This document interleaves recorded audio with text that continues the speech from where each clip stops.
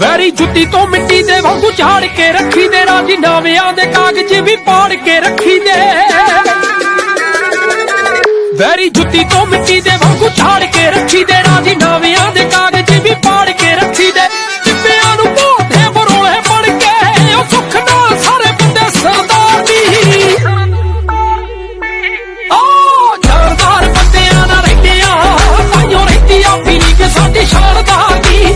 ਜਾਨਦਾਰ ਬੰਦਿਆਂ ਨਾਲ ਰਹਿੰਦਿਆਂ ਤਾਈਓ ਰਹਿੰਦੀ ਆ ਫੀਲਿੰਗ ਸਾਡੀ ਸ਼ਾਨਦਾਰ ਦੀ।